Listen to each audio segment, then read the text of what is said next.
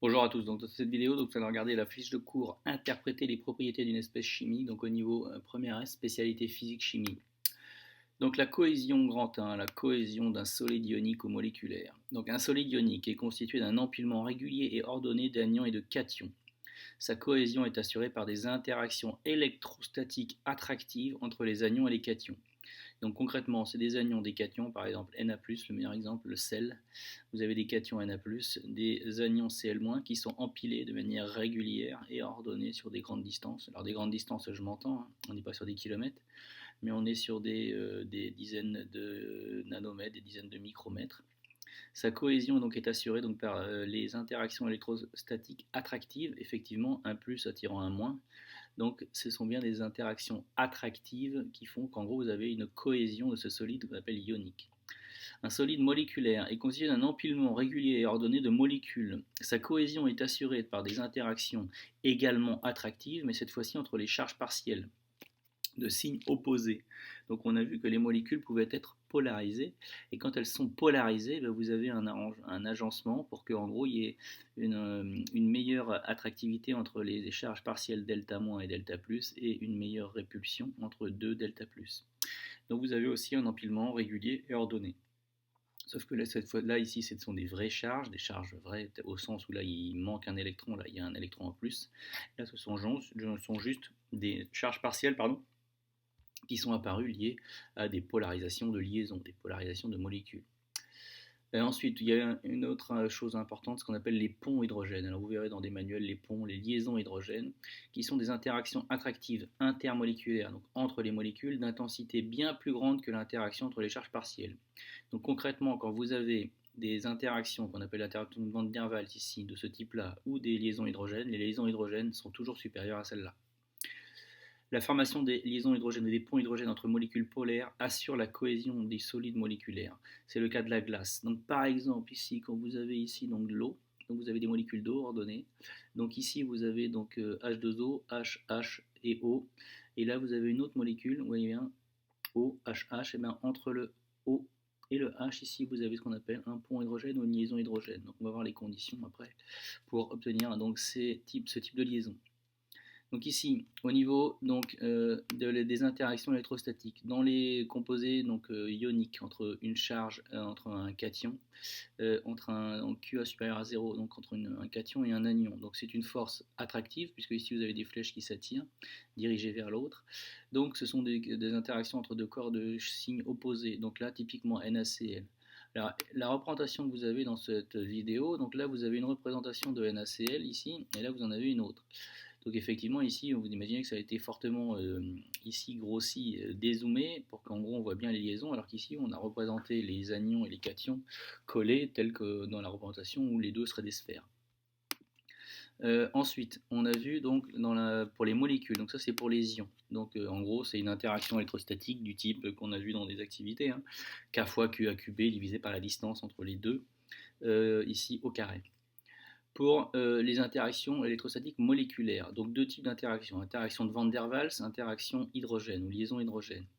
Donc pour tous les solides moléculaires, il y a des interactions attractives entre les charges partielles, donc plus Q et moins Q, ou plus delta et moins delta de signes opposés. Par exemple, le chlorure d'hydrogène, vous avez ici donc une molécule, deux molécules qui s'orientent de cette façon-là, par exemple, de manière à ce que, vu que le Cl est plus électronégatif, et donc apparaissent avec une charge delta moins, ici vous ayez ici donc là aussi une charge delta plus sur le H, puisque cette liaison est polarisée, et donc ici vous mettez le delta plus ici de l'autre molécule plus proche du delta moins.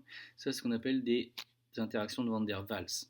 Donc ici on est bien sur des interactions de Van der Waals sur des charges partielles. Si vous avez donc des liaisons hydrogènes, donc pour qu'il y ait une liaison hydrogène, il faut que la liaison ici AH soit fortement polarisée. Donc typiquement, il faut que les atomes A, ici l'atome A, soit un F, fluor, oxygène, azote, et ici un hydrogène. Et là, vous avez un reste de molécules, donc ça veut dire que la molécule elle peut être tout ce qu'elle est, tout ce que vous voulez, du moment que ça respecte donc le nombre de liaisons. Mais ici, il faut que la liaison ici, par exemple cette liaison externe là, soit fortement polarisée. Il faut qu'ici il y ait une charge partielle delta moins et ici une charge partielle delta plus. Il faut que ici vous ayez une autre molécule qui peut être des fois la même que celle qu'il y a ici, mais dans le cas général, on va dire une autre molécule. Et il faut que cette autre molécule ici, en extrémité, ici, il faut qu'il y ait donc un doublet non liant. Alors un doublet non liant avec généralement, donc ici vous avez très souvent donc une charge partielle négative.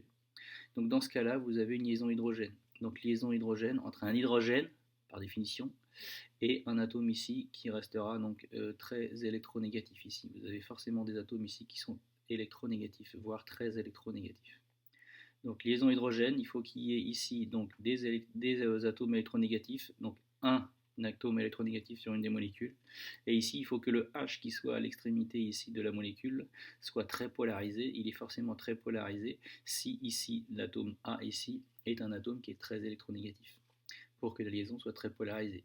Je me répète très beaucoup, mais c'est pour que j'insiste énormément sur les conditions. Donc un H avec une liaison très polarisée et de l'autre côté un atome électronégatif. Au niveau des intensités, on rappelle, la liaison hydrogène est beaucoup plus importante que la liaison de Van der Waals qui existe, on va dire, dans quasiment toutes les molécules, tous les solides moléculaires.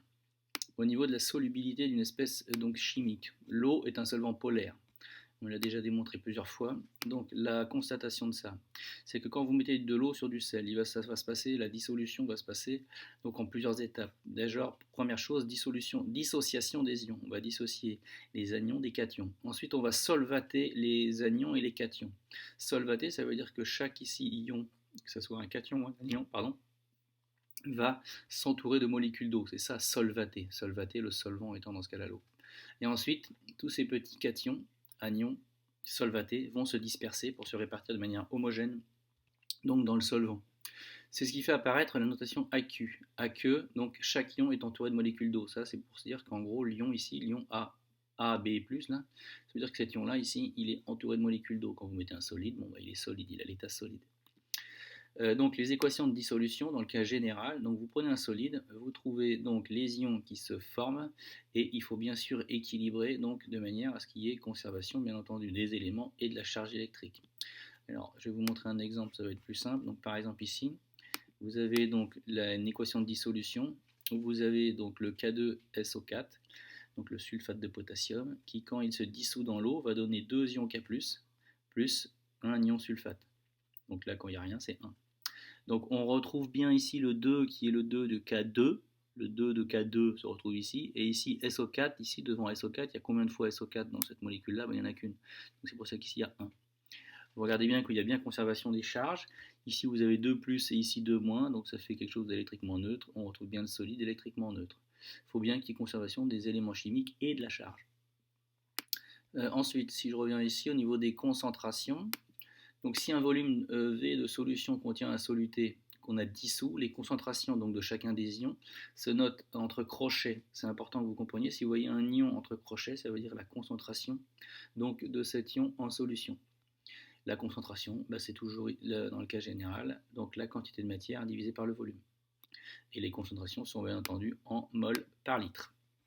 Ensuite, cette image-là, je l'ai trouvée relativement simple et parce qu'elle est relativement globale. Pour un soluté ionique, donc soluté ionique, donc avec des anions, des cations, du solvant. Équation de dissolution, vous ne représentez que le soluté, on va dire solide. S'il est hydraté avec de l'eau, vous ne le mettez pas donc dans l'eau. L'eau, regardez bien, l'eau elle a été mise ici, elle n'apparaît pas dans l'équation de la réaction. Donc c'est pour dire qu'en gros, dans une équation de dissolution, vous avez donc le soluté qui va former, donc réaction totale, donc les ions, cations, anions, ensuite aqueux, puisque ça veut dire qu'ils sont solvatés. Au niveau des solutés moléculaires, le diode est soluble dans le cyclohexane. Alors les règles qu'on a vues, c'est que une molécule apolaire, donc celle-là elle est apolaire, pourquoi? Parce que vous avez 2 I. Donc si vous avez 2 I, la liaison n'est pas polarisée, puisqu'il n'y a pas de différence d'électronégativité. Donc la molécule est apolaire. Donc une molécule qui est apolaire va aller se dissoudre majoritairement dans les solvants qui sont apolaires. Donc ici, donc avec l'interaction de Van der Waals, donc ici, dans par exemple le cyclohexane. Le glucose, qui lui est une molécule polaire. Alors pourquoi une molécule polaire? Parce qu'ici vous avez plein de liaisons qui sont des liaisons CO ici, qui sont donc ces liaisons-là qui sont toutes polarisées. Donc ici vous avez des interactions de Van der Waals plus des liaisons hydrogène. Liaison hydrogène, ici entre le O et le H, regardez bien, vous avez un O et un H, là vous avez un H, liaison hydrogène, il faut des H, et vous avez ici un O qui est très électronégatif. Donc cette liaison-là est polarisée. Donc vous allez aller pouvoir faire une interaction de Van der Waals entre le H de cette molécule-là et le H de la même molécule voisine qu'il y aura dans la solution avec le H à côté. Donc c'est pour ça qu'on en a déjà montré ici dans différentes activités. Quand vous avez des O avec des H ici qui sont généralement des liaisons polarisées, vous avez très fortement des liaisons hydrogènes. Donc ici, donc que ce soit avec elle-même ou que ce soit avec l'eau. Donc la molécule est polaire, l'eau est polaire, donc les molécules polaires se dissolvent très facilement dans les solvants qui sont polaires. Et dans ce cas-là, parce qu'il y a des interactions de Van der Waals, comme dans l'autre cas, mais il y a surtout des liaisons hydrogènes. Au niveau de la concentration en quantité de matière, là, si je reprends cet exemple-là, la concentration en ion K+, donc vous mettez entre crochets K+, donc ça veut dire la concentration en K+, dans la solution. C'est la quantité de matière d'ion K+, divisée par le volume de la solution. Et ici, on voit quoi? On voit que 1 mol de K2SO4 donne 2 mols de K+, plus 1 mol de sulfate. Donc il y a 2 fois plus de mols de K+, que de mols de K2SO4 qui ont été dissous. C'est pour ça qu'ici, vous avez un 2. Ensuite, la concentration des ions sulfate, c'est la quantité de matière des ions sulfate divisée par le volume. Et qu'est-ce qu'on voit? On voit que ici, si vous avez 1 mol ici, vous avez 1 mol ici. Donc c'est la même quantité de matière. Donc ici, vous voyez qu'on a une concentration en K+, concentration en SO4 Qu'est-ce qu'on remarque? On remarque que la concentration en K+, est 2 fois supérieure à celle de la concentration en SO4 Et en gros, on retrouve les proportions ici sur les concentrations, mais parce qu'on retrouve des proportions sur les concentrations parce qu'on a utilisé l'équation de la réaction ici pour trouver les proportions sur les quantités de matière. Et vu que le volume de la solution n'a pas changé, donc c'est pour ça qu'on obtient des relations sur les concentrations. Au niveau des savons, on va le revoir en dessous. Donc les savons, on a vu que c'était donc composé d'ions, ce qu'on appelle des carboxylates, donc avec des grandes chaînes carbonées, très grandes, beaucoup de carbone, 17, et un groupe CO2-, avec forcément, vu que c'est électriquement neutre, on ne s'électrocute pas quand on se met du savon sur la peau, donc il y a forcément un cation, donc ça c'est des ions de sodium. Donc ici, cette partie-là, on dit qu'elle est lipophile. Alors lipophile, ça veut dire qu'en gros, elle aime les graisses. Donc elle va avoir une affinité particulière avec les graisses. Et la tête ici, qui est polaire, puisqu'elle est chargée, elle va être hydrophile, donc elle va aimer l'eau. Donc vous avez dans la même molécule une partie qui aime l'eau, et généralement si elles aiment l'eau, elles n'aiment pas les graisses, et une partie ici qui aime lipophile, donc qui aime les graisses, mais donc qui n'aime pas l'eau. Donc ça, c'est ce qu'on appelle les molécules amphiphiles, c'est-à-dire qu'au sein d'un même constituant, vous avez une partie qui aime l'eau, celle-là, vous avez une partie qui n'aime pas l'eau, et réciproquement avec les graisses. Ensuite, solubilité et miscibilité. Donc deux liquides miscibles forment un mélange homogène, deux liquides non miscibles forment un mélange hétérogène, ça c'était vu au collège. Un solide ionique ou moléculaire composé de molécules polaires est soluble dans un solvant polaire, on l'a déjà dit, et un solide moléculaire composé de molécules apolaires est soluble dans un solvant, je me suis trompé, dans un solvant, pardon, je corrige tout de suite, attention, dans un solvant apolaire. Attention, hop, je corrige, excusez-moi, hop, dans un solvant apolaire. Donc en gros, polaire dans polaire, apolaire dans apolaire.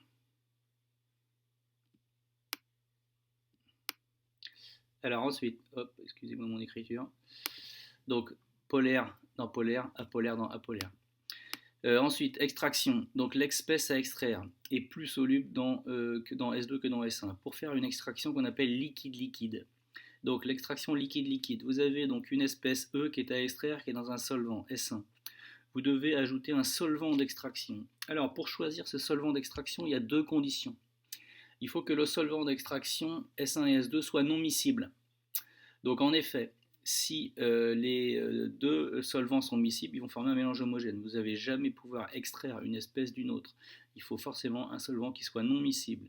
Et il faut aussi, si les deux solvants sont non miscibles, que l'espèce à extraire préfère aller dans le nouveau solvant plutôt que de rester dans celle où elle est.